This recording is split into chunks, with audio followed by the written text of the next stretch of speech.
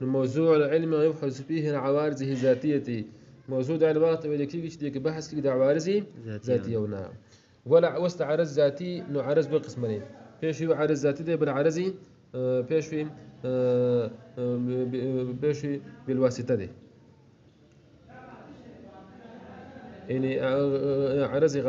غريب يعني عرض ذاتي وعرض غريب عوارض ذاتيه وعوارض غريبه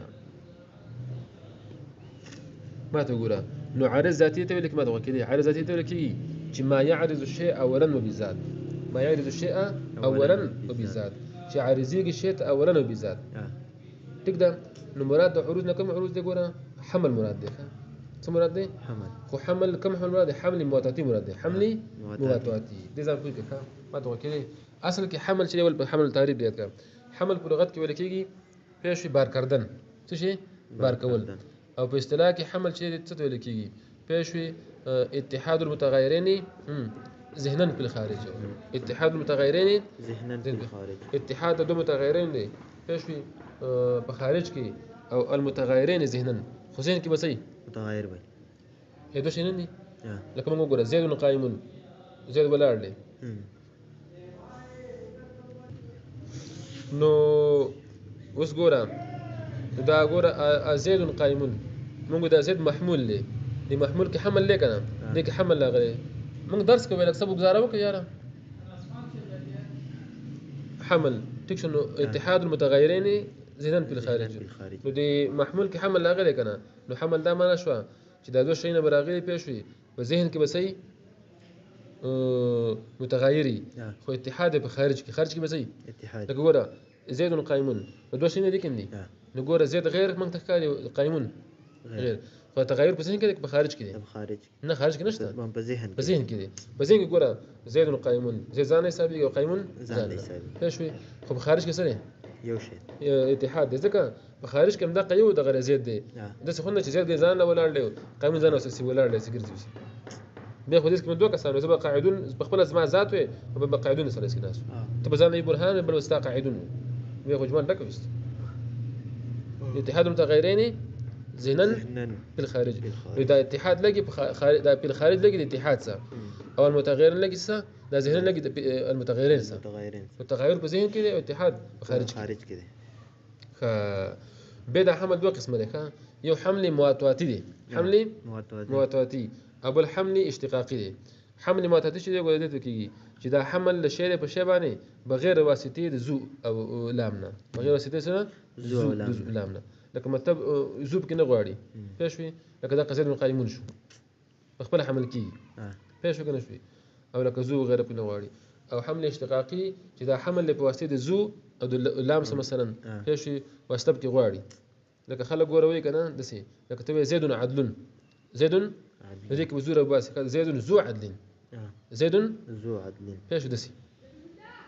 خبر اگر حمل مبالغه کی غزان خبر ده حمل مبالغه بك رازي لك تو زيد عدل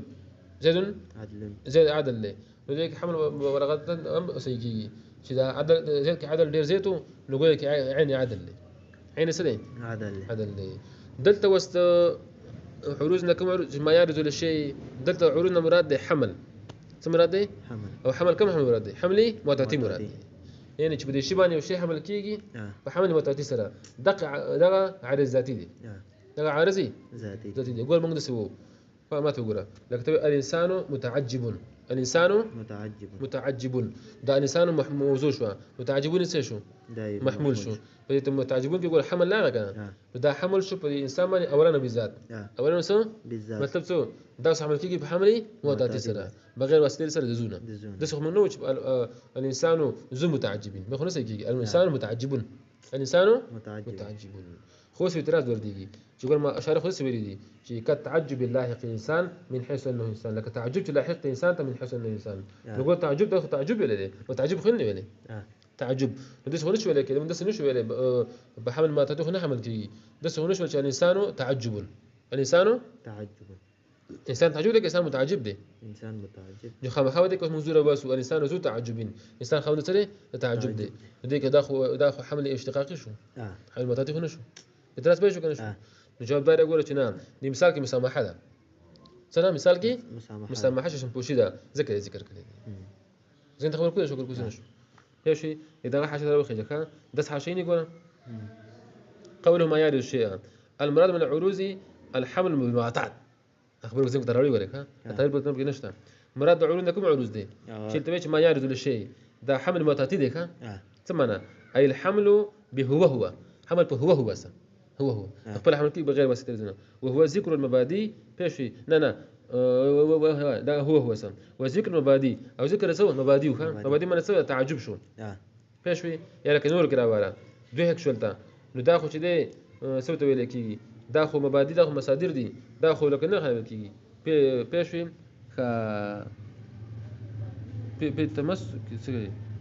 په تمسك کې دک شری نو دا ذکر مدي چې کا تعجب او دوی هک شو على سبيل المسامحه القصه المسامحه كونه لك پېنش نو یا به عارض کېږي پېښوي پاسته ده یا عارض کېږي سسه اورنه بذات او یا به عارض کېږي شیطه په واسطه امر مساوي سره امر مساوي سره لکه تعجب چې ګور راځي انسان ته دا بذات راځي